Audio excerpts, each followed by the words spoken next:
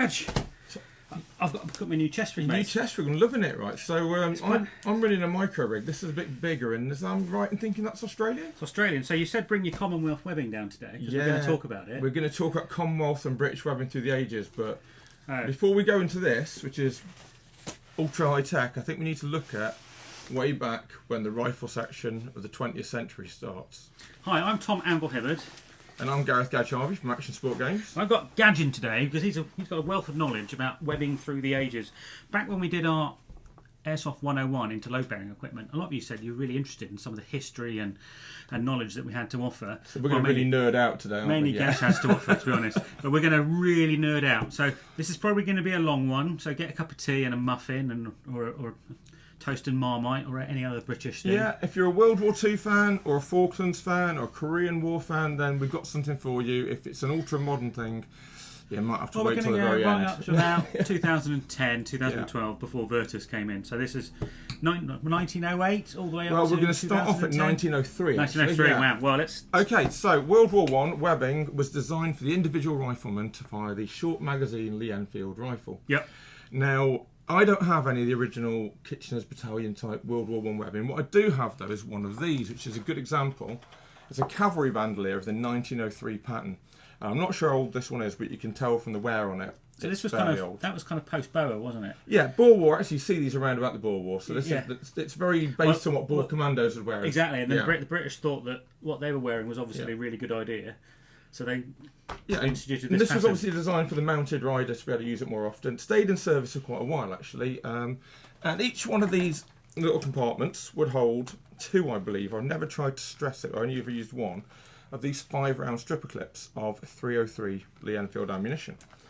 So you put them all in there. Yeah, it looks like a whole 10. Goes over your shoulder, attaches to a belt at the end so it doesn't bounce around everywhere. But again, the point being is that at that point, individual marksmanship was highly valued. Yep. The Vickers or Maxim machine gun was a big beastly thing you had to deploy properly. The true light machine gun that we know, the M249, that sort of thing, doesn't exist till the mid-30s when some clever people in like what was then Czech Republic still. I imagine it might still be Czech. Certainly Czech, Slovakia or Czech Republic. Yeah. Don't actually know. I'll check and put an annotation anyway, down some below. clever Czech people in Brno basically invented the ZB26, which is a true light machine gun. Box-fed. Yeah. And the British Army adopted that in the 30s. And that's what we're going to move on to next, is British Army webbing of World War II.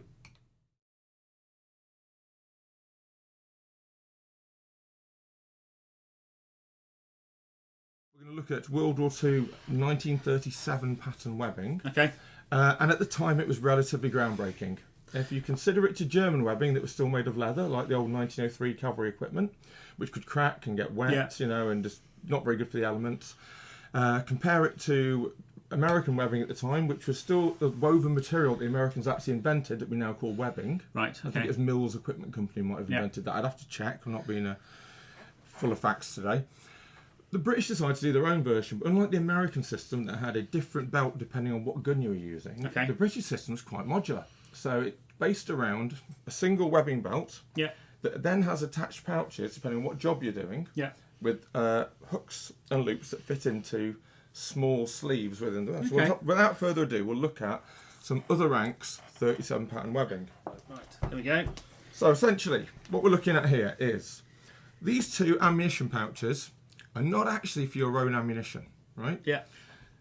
British Army decided with this new revolutionary light machine gun that they needed to be able to feed that machine gun. So one of these pouches would have things like one of these 5.56 bandoliers in and a hand grenade or two, usually this one. Okay. This has actually got a pair of binoculars in for my sergeant's impression.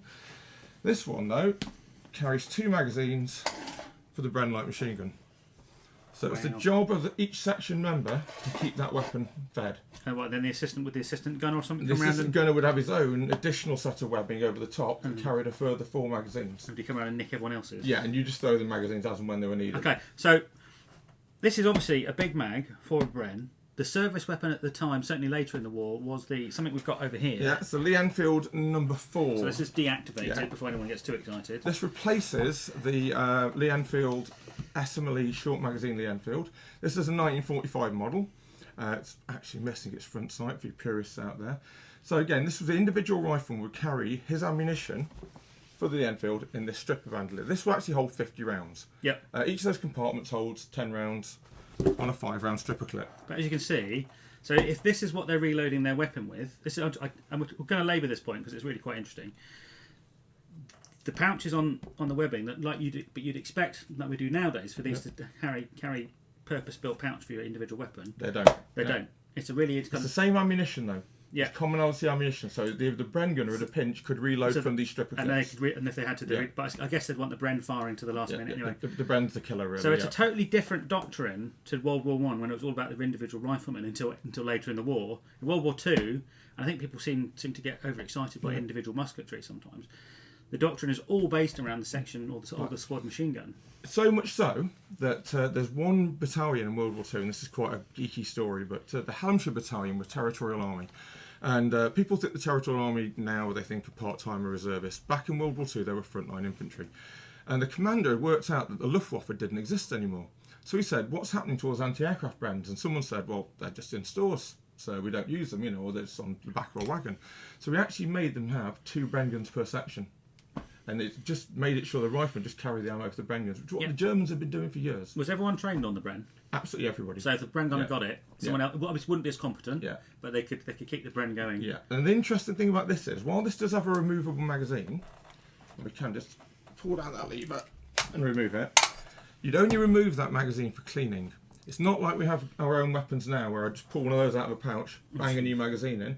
You could do that, but you didn't actually ever do it in practice. In practice, the way to reload the Enfield, it's really weird doing it wrong-handed, to open it up, load that stripper clip down, push it down firmly with the thumb. I won't do this, it's deactivating, it's a pig to clear it afterwards.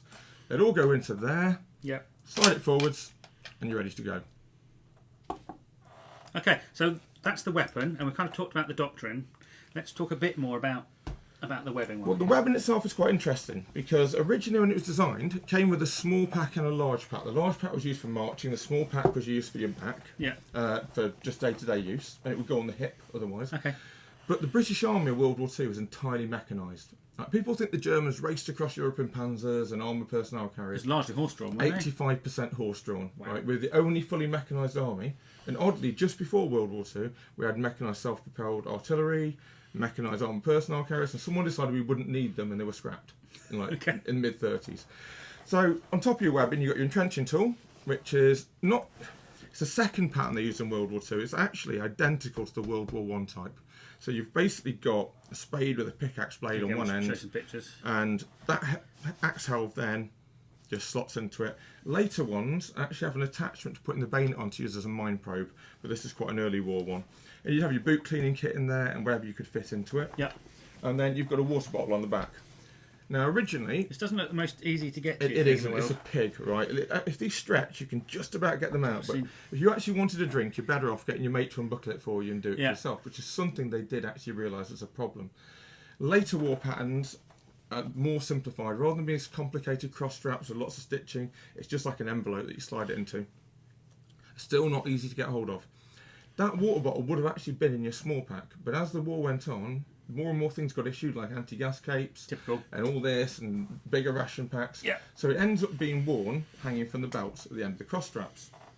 The bayonet dangles, and entrenching tool dangles, which goes against the entire ethos. This is designed to be worn, so people could sit in a lorry without things banging against off their hips, etc. That makes a lot of sense. Now, this, as I've said, is an other ranks or NCO's set of webbing that would carry Bren gun magazines, as I mentioned, set of binoculars, in a kind of really archaic throwback to World War I, where officers were gentlemen. And bear in mind, World War II, we start to see officers coming from the working classes and middle classes because of the attrition rate of officers.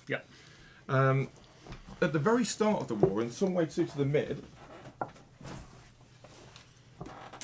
the British Army started issuing webbing entirely for officers. Oh, there you go. And now the actual doctrine, as you can see here, is crazy because instead of actually carrying Bren gun magazines, you carry a pair of binoculars. You carry a lovely brass compass. They'd actually be painted black at the time. Very pretty. Everyone cleans them up because they look nicer to sit on a fireplace if they're brass. That would hold revolver ammunition. Yeah. That would hold a Webley Mark IV or Mark VI. Yeah.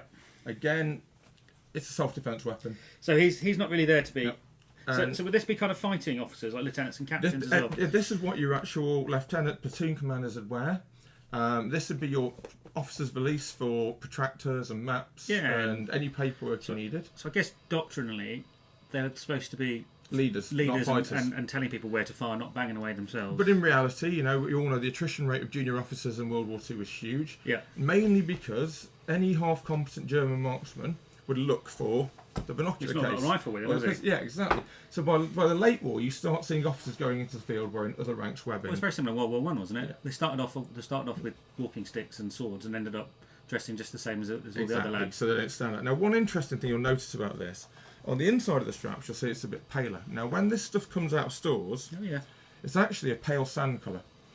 And every so often, quite regularly in peacetime, troops would be expected to blanco their webbing. Now, blanco was it's a proprietary name of a webbing preserver, and there were several different shades. So if it was your own stuff, you'd spend days painting it with this. It's a bit like poster paint. You mix it with water, you paint it onto your webbing. You'd have to get an even caked coat. Wouldn't it be a lot easier if they just did that straight from the beginning? Loads easier, wouldn't it?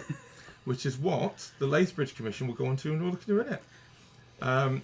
So just before we leave World War II, so bear in mind this stuff comes out sand. Yeah. And it's cumbersome. Good example here. Yeah. It gets very, very heavy when it gets wet as well. It almost doubles in weight.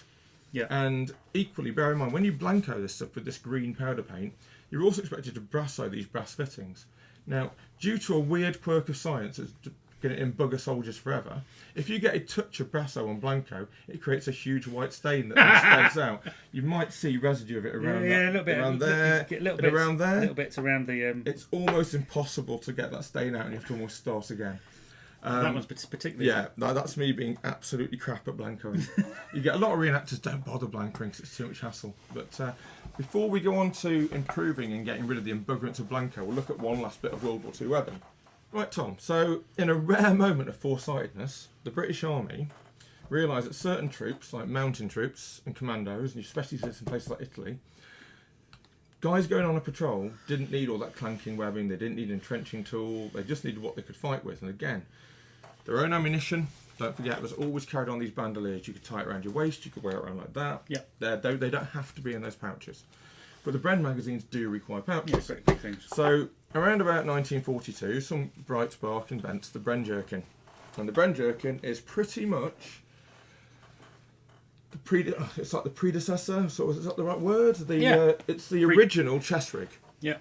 And all it does is carry Bren magazines. There's actually a concession towards carrying a bayonet there. Oh, that's nice. So it might be the Bren number 2 is carrying this as well as the Bren gunner. Yeah. But it means that everybody could carry ammunition, and it's fairly lightweight fabric. This is actually a reproduction. It's not an original, but it's a pretty good reproduction. A couple of mags in there when you're 3 in, and probably squeeze 3 in. And you can still see a little bit of that 37-pattern webbing sticking through on those straps across the front. Now that's going to be a recurring feature in British Army webbing through the 70s, through the 80s, the 90s. You'll see, like the SAS in the 70s wore something called the Pack Combat Light, which is essentially a nylon and mesh webbing version of this. Yes. Yeah. Pretty much exactly the same Probably thing. seen it from pictures of Bravo 20. Yeah, if you're aware of that. Right, so that is World War II webbing. Now, as I've mentioned, the webbing issue to these guys was designed to be worn in a mechanised environment. Originally, there was a big box respirator for anti-gas protection. I'll just grab this. Later on, we moved to a more lightweight respirator. You could carry your anti-gas stream. On the front. You had a choice. You could wear it on the sling across the shoulder and use the belt of your webbing to stop it bouncing around, or you could carry it across the back of your webbing. Oh, okay. So generally, most guys would carry it about there, so you could rip it open with your right hand. Still get to it. Quickly pull that respirator out. The respirator has your dog tag markings on it, so that if you're dead, no one has to. Or you're injured, they have to take you off to see who you are. This is actually a post-war Danish one, but they're very, very close to British ones. And then, again, inside your respirator case, being extra geeky, you'd have a set of anti-gas eye shields. That one's actually empty at the moment. But they're essentially, people use them as sunglasses because you've got 2 amber sets, 2 clean perspex sets, and 2 tinted sets. Brilliant. So you see guys in the Western Desert using them as sunglasses. Even Rommel wore them. Rommel's famous for wearing them. Bit of string and a... It's an elastic band, and they're flat, and you kind of bend them around and press clip them together. Cracking bit of kit. But anyway, that was extra buggerant. So everyone's carrying anti-gas capes, they're carrying their rations, they're carrying mortar bombs, they're carrying their leather jerkins rolled up and taped with bits of strings. Seems to be this continual effort to reduce the infantryman's load. Yeah. And then 10 years later, they're carrying even more stuff that some bright sparks come up with. So that's really a quick flash through from World War II webbing. Okay.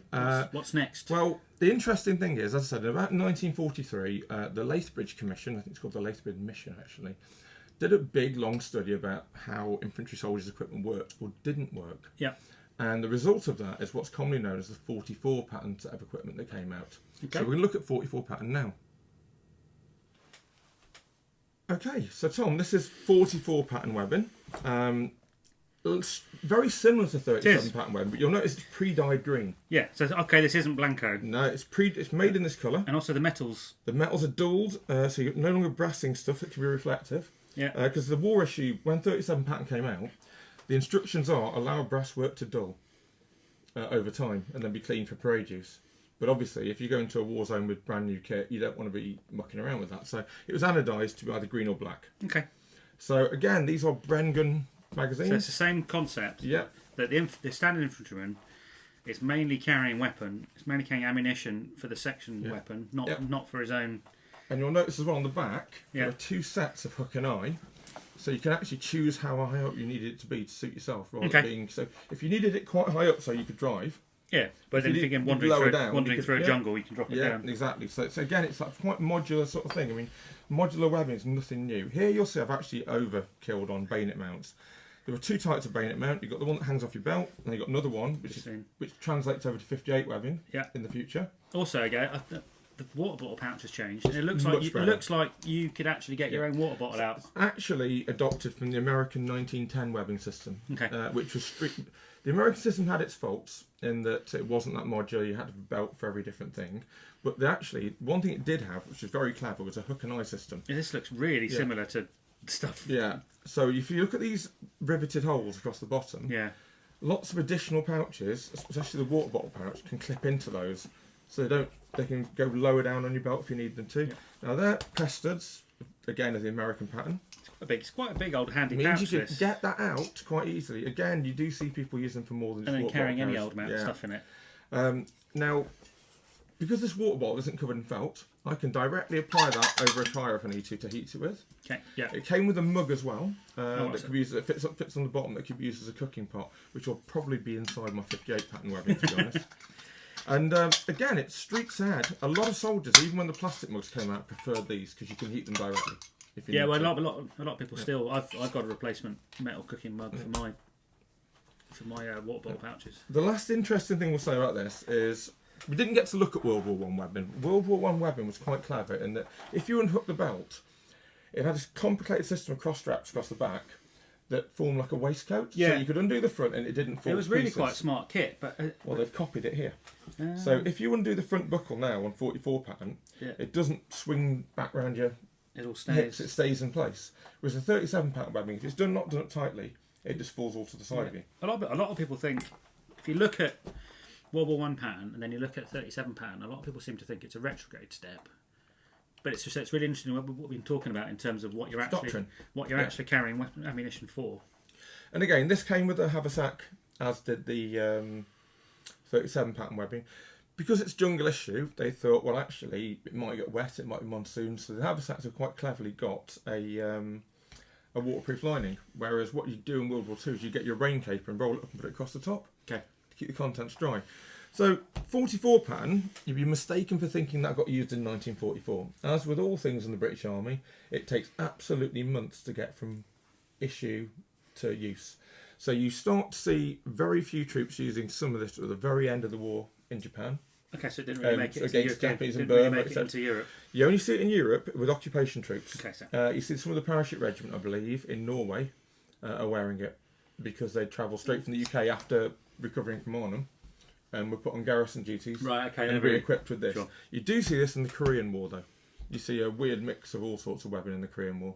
Because the British Army was really under-equipped. Well, there's a lot of territorial units in Korea as well wouldn't have had. You'd also see British commando detachments have a mix of British and American webbing and clothing. American weapons. Yeah, it's absolutely crazy. Sorts of weird stuff. So that's 44 pattern. Malayan War as well. Okay. pretty much the webbing for Malaya. And like I say, certain elements of it, like this water bottle carrier, will survive on to the next generation of webbing, which we'll look at in a minute.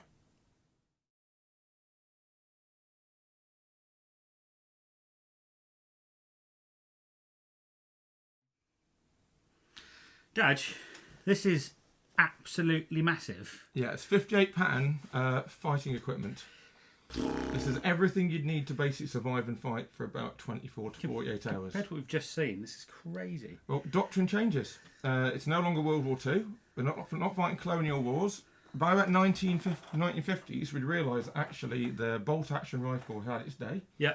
We're allies with America. They want us to use their new automatic rifle, the M14. They've selected by rigging a lot of trials for ammunition. Sorry to American viewers, but it was we can go into that at some point. Slightly suspicious set of ammunition trials.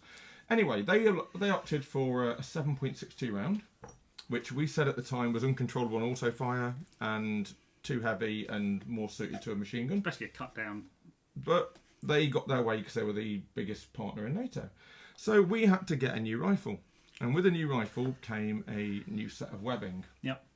So this is a 1958 set of webbing, and again it's a sprawling monster because when it first came out, the amount of kit it was supposed to carry, you literally couldn't get your kit in it. It came with what's called a large pack. Now it is neither large nor allows you to pack anything. I was going to say, it's a bit of a standing joke. Yeah, so that's why you see British soldiers of the 60s, 70s, 80s carrying things in World War II Bergens. Well, they went and bought civvy Bergens. If you were lucky enough, you could steal a GS Bergen or a Para Bergen, but most people struggled.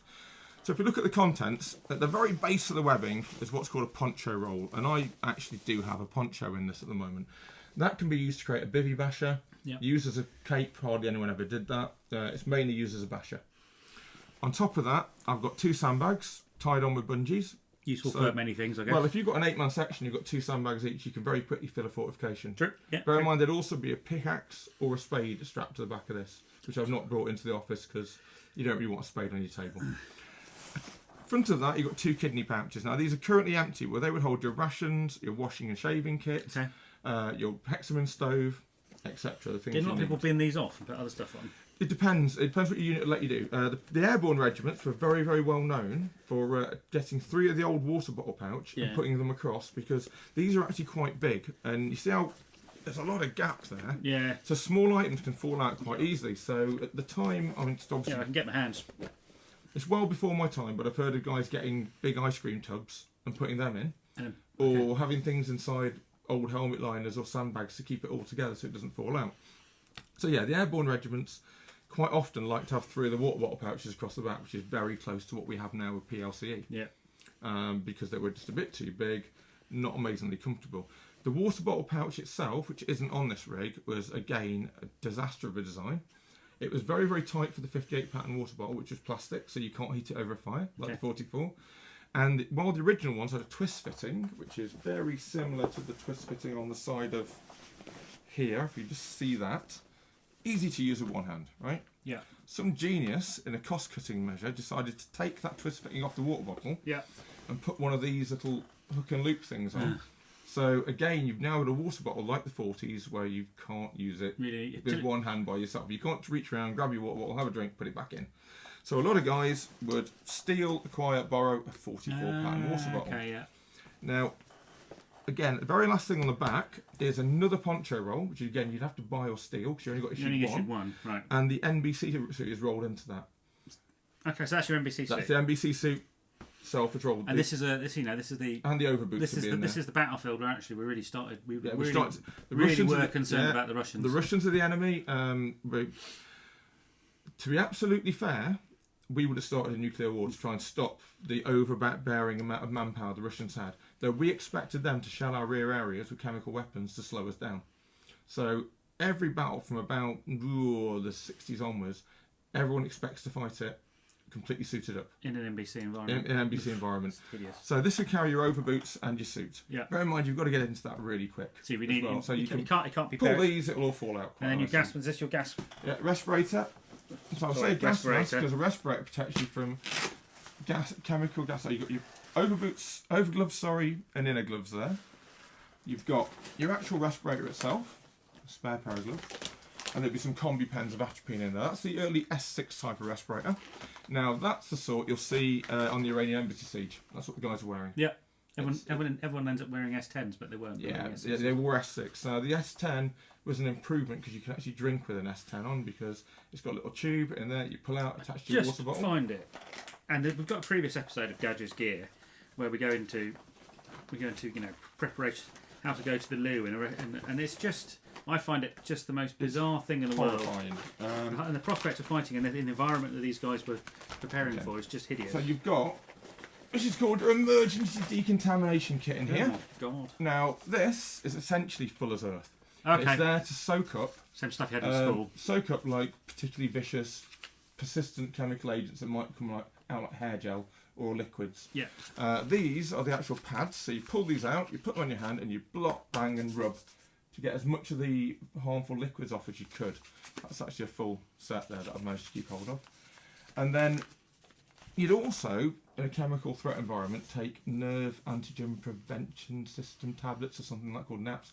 Long time ago, can't remember it. That's probably really bad. Yeah, and again, this is what they would do is when you get hit by a nerve agent, essentially it stops telling your body to do sensible things. If I want to say wave at you and say, "Hi Tom," yeah, a nerve agent would make my arm go more than the muscles could do and break my arm, and you spasm yourself to death, basically. Yep. The tablets you took would coat half of your antibodies with this coating that atropine could then basically be released into your system and decoat them, giving you a second chance. So these are training combi pens. The real ones would be a big bloody needle with an atropine injection in, and you jam it into your thigh or whatever. Isn't this what Nick Cage injects himself with in The Rock or something? It could well be. I think it may well be. But again, like, the problem is one of the symptoms of chemical poisoning is myopsis of the pupils, and they tighten up. Yeah. One of the symptoms of atropine poisoning is tightening of the pupils. It's bags of fun all round. So looking at that chemical warfare gear there. Yeah, it's enormous. It's an enormously large part of what we've got on here. Literally everybody expected to do it. We're going to turn the webbing around now to look at some of the elements of the front before we start talking about the actual fighting use of the webbing. So bear with me. Okay, here we go. So in the front, again, we have two very large pouches. Yeah. Which are, again, not really that much different. No, it's still the same. There's some additional little bits and bobs on them. Because the doctrine is still to feed the gun group. And the gun group was either a GPMG or an L4. Either a GPMG or an L4, yeah. So the L4 was the Bren gun, rechambered. Yeah. And the GPMG was a Belgian design. Yeah. That we decided to go with instead of the USM60. Much better design. Better gun. It's still in service today, which tells you everything. So you just put it away, you can take a belt. Yeah, so again, and weirdly, those World War II bandoliers, those cloth bandoliers of 50 rounds, will fold up and go in the bottom of these, which is just as well because the actual magazine is very, very short. So the mag is 4, and this is an airsoft replica. L1A1 SLR. There you go. As you probably know, is the UK specification of the FN FAL. So SLR being self-loading rifle. Indeed, yeah. And they were set to semi-automatic only. Yep. Although with a matchstick or a bit of Coke can and some ingenuity, you could probably get them to fire full auto. But we had argued at the time that a 7.62 round was uncontrollable on full auto. So that's why we didn't want a full auto version. And the Americans quickly found that to be true. Well, the M14 had the shortest service life. Exactly, yeah. They realised straight away that without a bipod and being fixed down, it was just going to jump around all over the place. The Australians in Vietnam would actually put a second foregrip on the front of the barrel. So take one of these. And they cut the barrel down. Yeah. And they'd use a full auto FN FAL or a modified SLR purely because you could get out of dodge quick. So your point man would have one. Point man would use it, let off an entire mag and then leg it. Now, interestingly, these are Airsoft SLR mags. The SLR took a 20 round magazine, which hooks in very much like an AK. The L4 had a 30 round straight magazine. Yeah. And you do see some guys who could get away with it using 30 round mags on their SLRs. But the problem is, the L4, like the Bren, was designed to feed vertically. The Bren, so the Bren and the feed like that. So the spring on a 30 round mag isn't often strong enough to feed properly. So you'd have to get an armourer to weld two springs together or beef up your spring in some other way.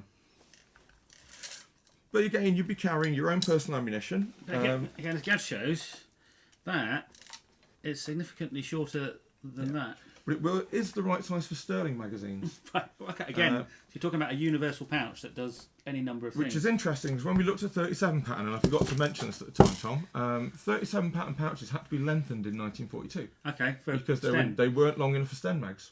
So again, in my, because I use this for reenacting and Cold War living history, as a platoon commander, I carry a model kit in one pouch, which is bits of ribbon, Monopoly houses, bits of string, so I can basically make a map of the area we're playing or fighting on. That helps space out. It also does help space things out, or I could carry binoculars, etc. Now, bayonet for the rifle is there. This is actually a Sterling bayonet, which are much harder to find. As you see, it's got a bigger ring aperture that won't actually fit on an SLR. I've got an SLR bayonet at home, and the bayonet again is carried, as with 44 pattern, on the side, so it's not dangling down by your hip. Yeah. Now on the other side, there's an odd little pouch here that gets deleted from very old 58 pattern webbing. This is originally for a rifle grenade launcher called the Energa, that had probably a shorter service life than the M14. Quite commonly used to keep your knife, fork and spoon in. I actually use it to keep a bottle opener in for when I have a beer after a game. So again, that is essentially a modified slightly set of 58 pattern webbing. As you can see, it's got an H yoke. Yeah. And as with many soldiers, I've secured a first field dressing onto the... To show the amount of attachments and buckles and notice how it's all taped to stop it moving around. Everything on the back of this is just absolutely covered, so you know. Yeah. And stop things slipping off, like these were buggers for undoing themselves, so use a lot of electrical tape. Best friend of a soldier in the 80s, electrical tape. Yeah.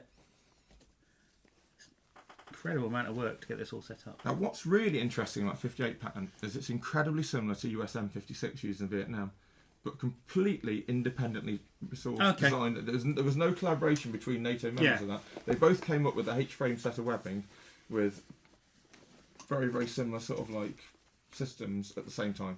Yeah. And again, are they kind of cross-compatible at all? Or yeah, you get guys in some units who have Alice webbing and M56 webbing. German webbing was allowed by some units. Again, when I mentioned carrying a shovel, that bit there is designed to carry the short infantry shovel or the pickaxe halve. Quite often you'll see it cut off if it was from a unit who didn't need them. But there we have 56 pattern webbing, and you'll notice that it's all held together with Enfield clips and tape. Yeah, it's just, and that's what I find quite remarkable, is just the level of almost bodge needed to get something working. Well, it would take you ages to set it up for yourself to be the right height, the right comfort level, to stop yourself getting webbing sores from having it bouncing around all the time.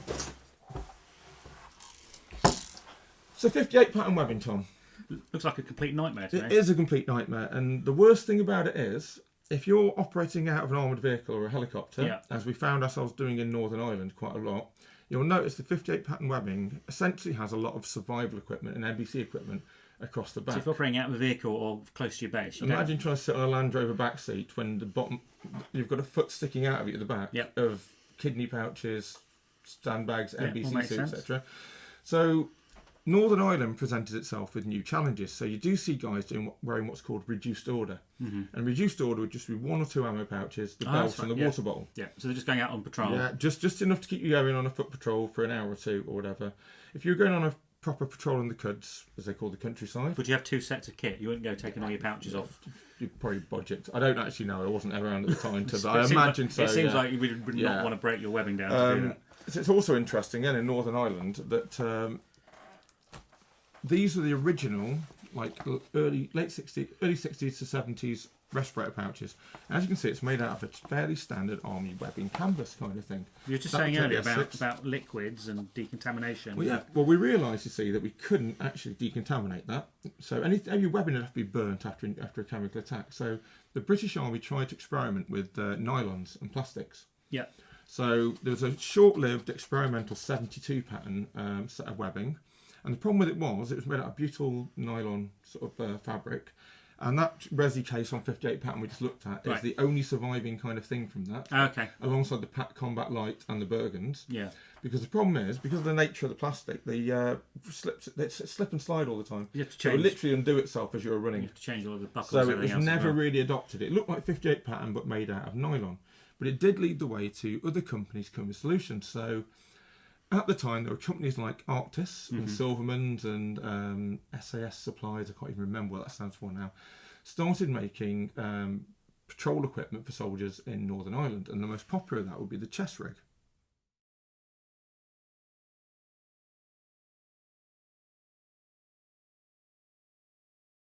That looks somewhat more handy than what you previously had. And it's not a million miles away from what we're wearing now. Yeah. So you first start seeing chest rigs being used by people like the SBS in the Falklands, and they're commercially made ones. They use the olive green. Yeah. This was the sort that really caught the Army's attention. This is made by a company called Arctis. Yeah. You've got some ammunition pouches that can take either SLR great big ones or there. Stanag mags. Yeah. Really big ammo pouches. Velcro closures, so not that secure and also noisy. Yeah. But we learn from these things. If you're in a contact, then you don't really care anyway, probably. Pouches on each side are big enough to hold a mess tin or a water bottle. Yeah. So if you need a bit of food or a water bottle, or shove a radio, or there's very little. To be honest, you could carry enough to patrol. So water bottle. Quite often the radio is attached there on later ones. I just see one with field dressings taped on here and things. The Army issue ones tend to have Preston fastenings for the. This is a commercial. Yeah, it's a commercial one. And then you have a map pocket here. Which is pretty handy. You don't have to keep maps in it because it actually goes all the way across the expanse of the chest. So you could probably put a sweater in there. This sort of thing is still really popular in airsoft today, and I guess they're probably still being used by the military if they're just doing light work. I mean, when we do a future episode on chest rigs themselves, you'll see that actually it borrows a lot from those Checoms from the 1960s and 70s. Yeah, it's not far off, is it? You know, it's 3 big ammo cells, in fact, the ancillary pouches there. The straps are exactly still the same. It's just that cross straps on the back. And there's a waist strap as well, stop it bouncing around. You can't often see people just didn't bother with it. But also you can just chuck it over your head and just and go. It's really fast. So this comes in around the mid-80s when you've got the SLR period, but around about 86, 87, the British Army have realised that they need to move into 5.56, which is that's 7.62, and that's a 7.62 magazine. NATO agrees to standardise on the 5.56 round, which is largely due to experience in Vietnam, where they found that the 7.62 was overkill. And again, we refuse to go with anybody else's wisdom. There's a very long story. The guy from Forgotten Weapons is brilliant at this.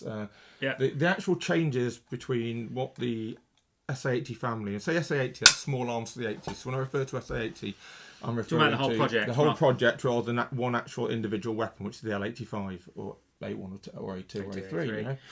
So again, magazines get bigger. We need to be able to carry more of them because we're talking about a faster firing weapon. Well, I think there was also about one of the things they wanted to do. Classic things. One of the things they wanted to do was reduce weight. So they could, if you're carrying 120 rounds of 7.62 and you're carrying 120 rounds of 5.56, your weight goes down. What actually happens, of course, is someone goes, "Well, that's brilliant. Now the lads can carry even more of them." Yeah. But for the same weight, you're carrying more rounds. And then you still have the problem that we don't have until we adopt the M249. We don't have a light machine gun that fires 5.56. So you're still carrying belts of 7.62. Okay. So that commonality of ammunition, which is the original concept behind the whole small arms of the 80s program, goes out the window. It's out the window. Brilliant. So let's get set up for the next section. Okay, we look at PLCE.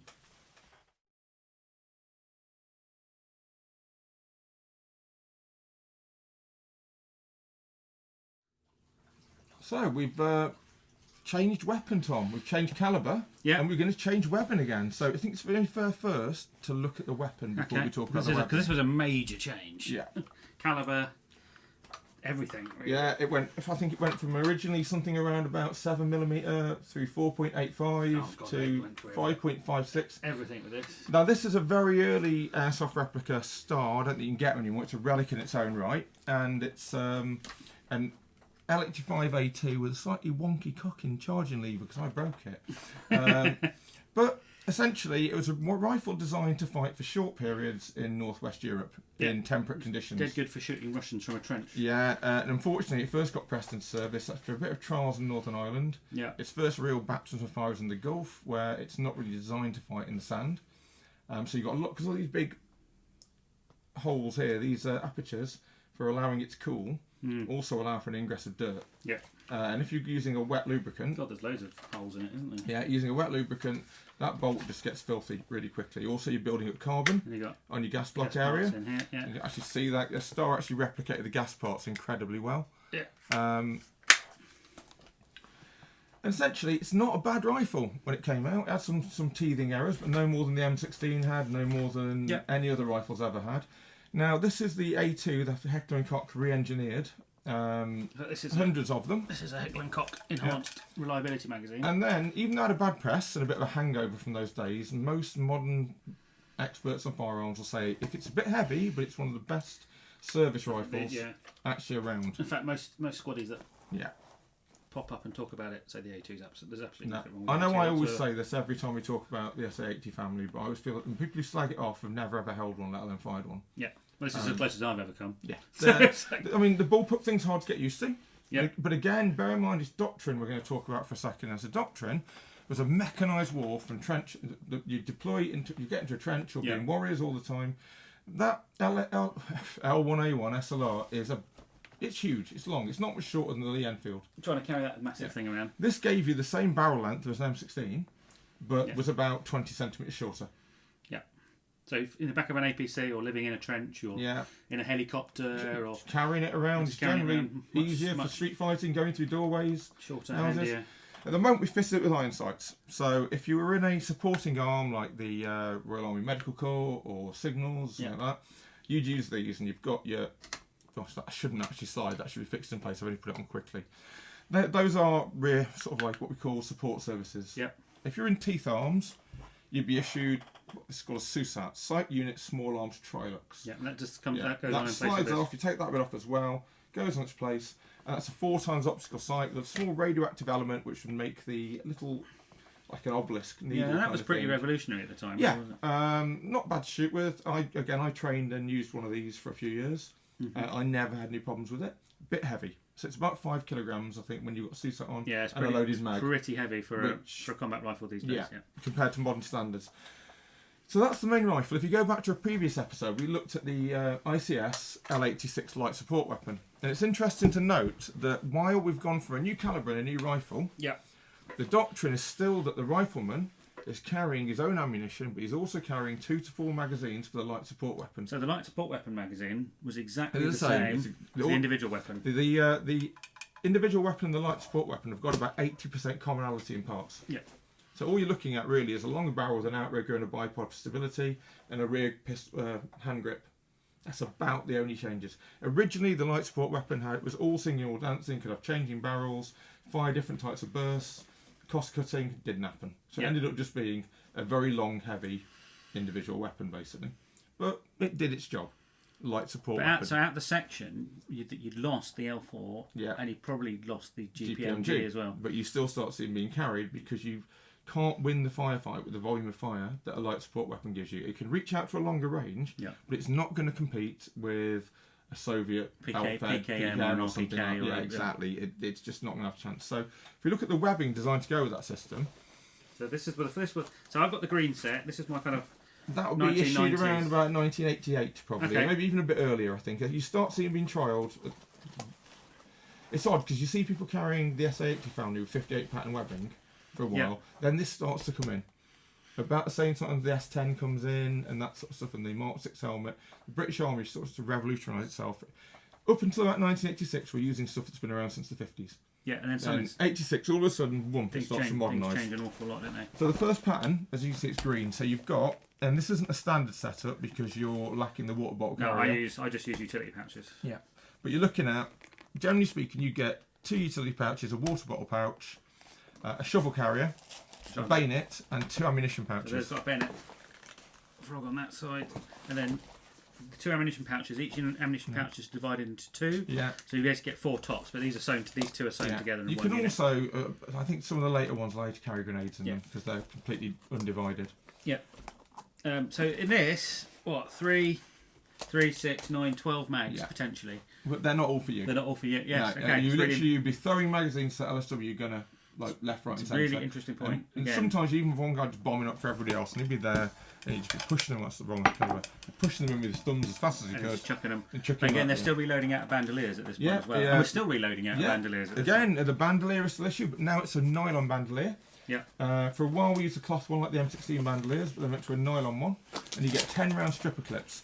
And yeah, one of those, in fact. It's got my wash kit in it, but that would hold 50 rounds of ammunition on 10 round stripper clips.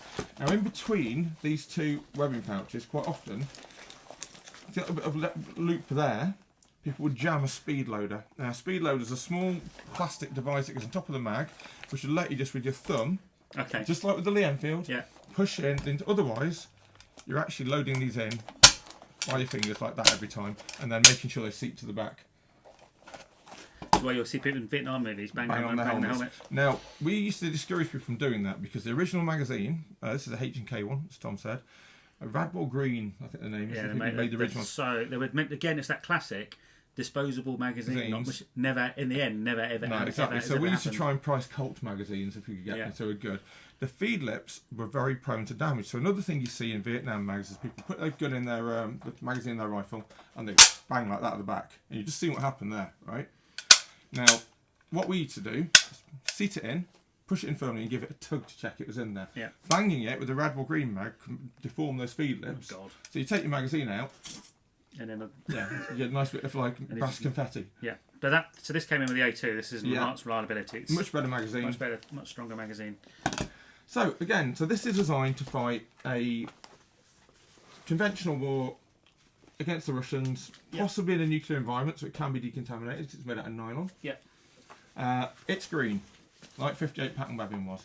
But as those Arctis chest rigs proved to us, we could actually, at that point, print DPM fabric. Yeah. It's also, Tom's added a tab belt to this. So this is the belt. And then same hook and eye system that you get in 37 pattern webbing. Yeah. And onwards. So all still. I've got it hooked up with zip ties because I was really lazy. Yeah. But you can see the commonality still. That's exactly the same way that a 1937 pattern buckle closes. So there's still all hang-ons. You're using a fast clip buckle now rather than a but you know, a locking class. That's my setup specifically for 1990s games. So this is a bit later. In the mid to late 90s, this is actually the type of PLCE I trained on. So it's exactly the same as the olive green set, but you're looking at it printed in a DPM fabric. So with your cam and concealment, it's just breaking your outline a little bit more. As you talked about earlier, tape's your friend. Yeah. So the previous owner of this, we got this out of a surplus shop, and this pretty much got someone left the army, took this with him, and sold it on at some point. And essentially, you find what's comfortable for you. Now, what's really interesting about these, and this is the same with the olive green pattern. You close the pouch with this little plastic clip going into that loop. Now that is for speedy use because you go like that, it's open. You've also got a Velcro closure if you need it. Now, if you know you're going to be like jumping out of a helicopter or doing something particularly risky, or I don't know, underwater knife fighting, I'm joking by the way. You put it through like that, and it's not going anywhere. And that's a more secure way of fastening your webbing together. So if you know you're not going to need those pouches for anything in a hurry, fasten it that way because it's not going to come undone. You'd probably do that with everything by your water bottle pouch and your ammo pouches, don't you? And even then, if you know you're in transit, you could do it with your ammo pouches so it doesn't come loose. Or so this has got the original. Let's show the back side of this because this has got the. Unlike my setup, it doesn't have a hipper belt on, and you can see a couple of different ways of attaching. So there's different ages of pouches in here. But you can imagine, Tom, right, without that tab belt which cushions it, imagine having a soaking, sweat-soaked shirt and all of these, and all that rubbing against your back. Horrible. And that's why you get webbing sores. Yeah. That's why I was trying to put that tab belt exactly. straight on. Now, it's all very well playing a game of Airsoft, and you can deal with it for a weekend. 2 weeks in the field with that rubbing against you, and you're constantly wet and you're dirty, and it hurts. Yeah. I remember coming back from one exercise with just round my middle was entirely pimples. I'm not surprised. And I'm not a particularly zitty person, you know. I'm not surprised. This is, loads of little. This will just a little sore. As soon as you get a little bit of, as you say, if you're out there for 24 hours, doesn't really matter. And you get to go home and have a nice hot bath. An interesting thing as well, because I was quite thin when I was a young recruit. I mean, I'm quite fat, I'll get now, but I couldn't actually get all of those pouches on my belt. Whoever owned this has got four big ones and a bayonet. And his ammo. Well, the tab belt actually gives you a couple more inches around your waist, so you get things on. But I even had to mount that bayonet across the top of my utility pouches. Yeah. because I couldn't get everything on. I've got a custom sewn set, which is all sewn together, and it's got loops sewn onto one of the utility pouches to take the bayonet sideways. You quite often see people sewing fabric loops onto their webbing as well to put local foliage through. Yeah. So you see a lot of soldier fixes with everything from 58 pattern onwards. You'll see 58 pattern that's been sort of had black paint put on it to make it green and black as a camouflage effect. You'll see loops of fabric, you'll see bungees attached, you'll see tape, all of those things. So PLCE, I trained with it. It ran side by side with chest rigs for quite a while. Yeah. Then around about the early 2000s, when we're doing a lot more mechanised warfare, like Bosnia, where people are riding around the back of warriors all the time, or heliops, etc. Again, PLC has the same problem that 58 has, that you've got everything is on your back. Right, so you're trying to sit down for a long period of time. It's tricky. And the solution to that was the operations vest.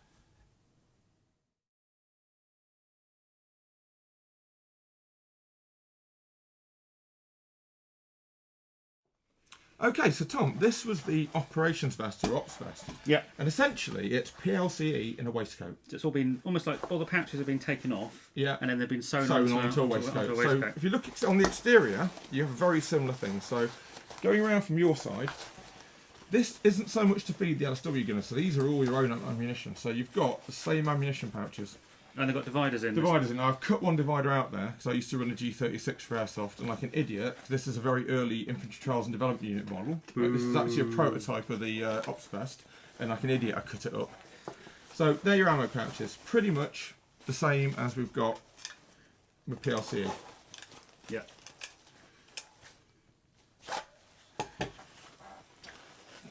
Ski clip buckles, fasten them up. Job's a good one.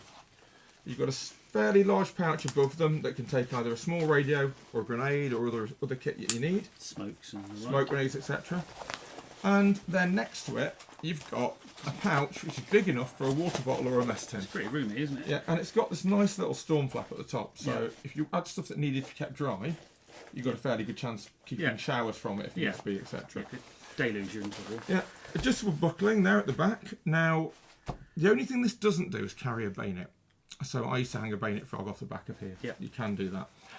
It does have clips at the bottom of it for attaching a... Well, this one particularly doesn't, but some of them have clips for respirator bags. Yeah, I've seen some that have sewn in down here. And on the top, at the shoulders, there should be clips here for day sacks.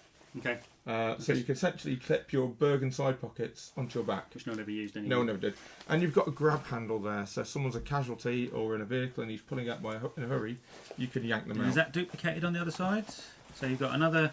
Well, these are different on the other side, so you've got pretty much 3 of the utility pouches now. Okay. So these are all for rations, belted ammunition, smoke grenades. Yeah. So this is pretty much your living outside. That's your fighting side, living and yes, side. you could stash some mags in there if you had to. Yeah, and then you've got, again, another one of those large, fairly... Oh, do you want to talk about a speed loader? Yeah. That is actually the speed loader. Where's the mag gone, Tom? So again, that just basically, it's been thick now, so I've not done it for years. Well, I'll fit that one now. Probably should do it. Stand Basically, it fits on top like that. And then Then the stripper clip goes down, straight through. Otherwise, you're trying to load them with your thumbs, one by one. So that's actually a SA80 family speed loader there. So the interesting thing of these though, Tom, where it beats PLC in my opinion, is when we get to the back of it. Okay. So again, it's got this nice breathable mesh. Yeah, it's a lot more comfy across here, isn't it? There's a big coach's pocket here where you can put your soft kit in it. In fact, I've actually got my old wash roll. Wash roll. But you can keep your gloves, your hat, anything. Pad your spine out a little bit. Spine. Yeah. Well, you kind of warm kit for the night. Or... I wonder where that had gone. There you go. Yeah. See, sorted. Okay, and then this side, you'll notice they've got big zip partitions either side. So if you unzip them, it's not easy to show you, but there's a pistol holster there. Oh, built in that side. Built-in pistol holster and a map pocket next to it. Yeah, and this is a big map pocket. No, you'd want some sort of waterproofing. You can put a ration pack in there as well. Yeah, warm it up. You can essentially anything that's fairly flat, you can keep in there. And that pocket, if you can see here, goes right the way back. There's loads of room. So this one here goes all the way here. It's massive. So in an emergency, you could carry quite a bit of stuff in if you needed to. Yep. Yeah, you could even put belts of ammo in there or something. But the interesting thing is there's a pistol provision for a private soldier. Yeah. Because this is the point now where you start, from going on like your individual weapon, the British Army start beginning to issue pistols to infantrymen. Okay. It was something I never saw in the late 90s to 2001. I've trained on a pistol, never carried one. But if you get to Afghanistan, Iraq, it starts to become a much more standard thing. Okay. So that's the Ops Vest. Just hold that up for you. Interestingly, you see the Ops Vest in service quite late. I've seen pictures of SBS guys who've got paraclete plate carriers on. Yeah, and this over the top. With that over the top, because there were actually no pouches for the paraclete at the time in stores. And they've got Cry Precision Gen 2 combats on, and they're wearing those. They're wearing a plate carrier of modern rifle plates, and an Ops Vest. That over the top. There's certainly early Afghanistan. There's loads of pictures of the guys tabbing in the mountains with these. Because I think one of the advantages, Gadge, I can see, is that because there's nothing on your back, you can have a really long back or a civilian, big civilian Bergen, carry loads of stuff in, and it's not going to interfere and get in the way. Yeah. So there's loads of pictures, and if I can find some that with appropriate copyright, I'll roll them in now of the lads back then. But then I think what we see is you see desert versions of this being rushed out. Yeah. But at the same time, the desert webbing starts coming out. It's quite short-lived. I think the British Army realised they needed to up their game when it came to personal protection. It did. They started having lots of And personal protection and webbing can now be incorporated into the same thing, whereas historically they've always been. Generally speaking, you've had an armour vest of some sort, and you've worn your webbing over the top. Now the Russians did muck around in the 80s, and early 90s, with having AK pouches sewn onto their 6B3 vests and 6B5s, but they were permanent attachments, whereas the PAL system is starting to come into play. That's kind of where it came. So the Americans the Americans did start it off with their PAL system, and then the Molle 1 and 2 vests, which is where Molle comes from. It's actually called PALs, not Molle. Molle was Molle is a specific proprietary system for one particular vest. Yeah. Okay, so what we'll go is this is great. So then we'll move on to Osprey.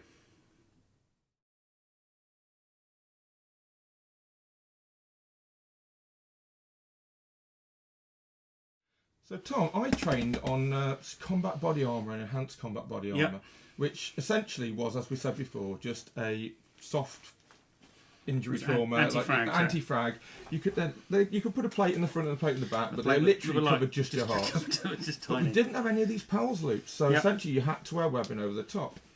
Whereas it looks like some thought's been put into this. This is the Osprey system. This is Osprey Mark IV. So there were various. Now I'm not an expert. I'll say that right now. And it's well after my time. So we're gonna have to blag this one a bit. But we'll just talk about it. But certainly this replaced PLCE with a PALS ladder system, a range of pouches which we've got on this belt kit here. Now this included. I think part of this was experiences from.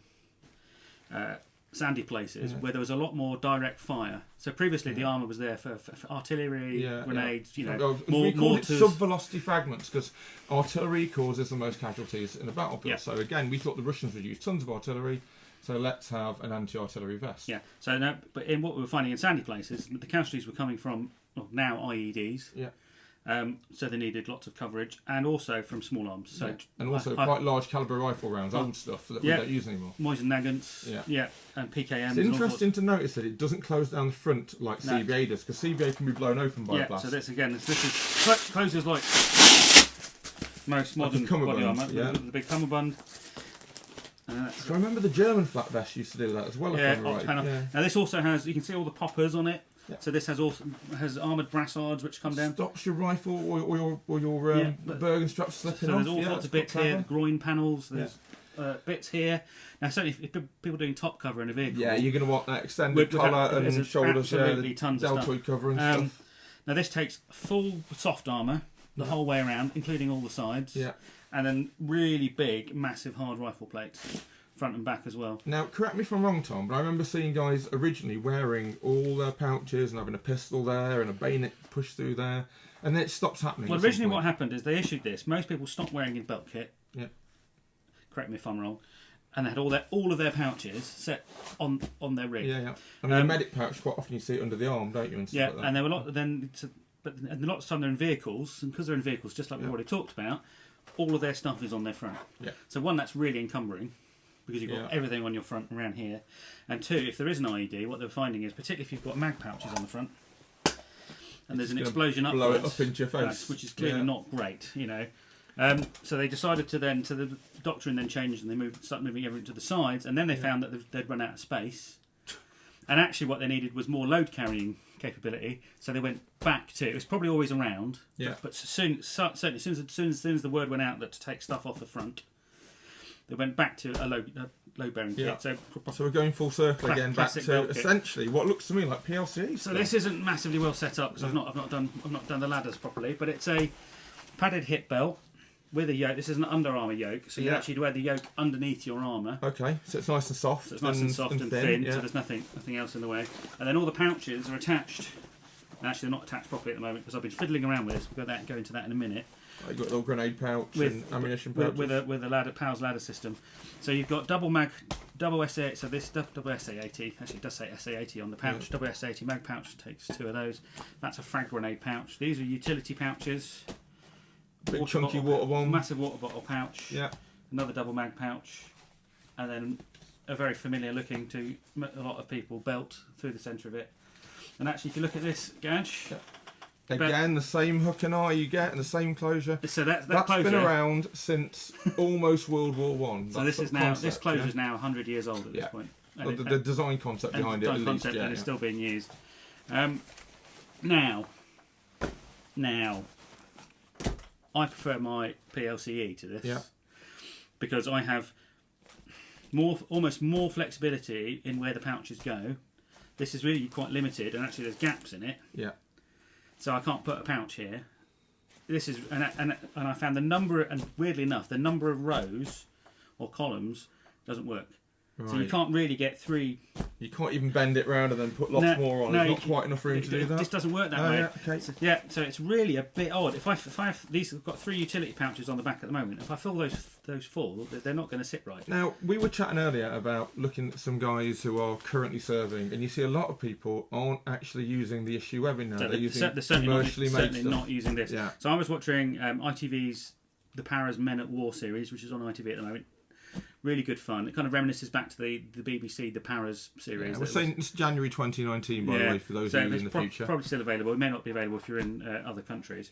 But I was looking at all the training NCOs and the officers. None of them have got issue webbing on. Yeah. They're all wearing stuff from Dragon, Troopers, JJs.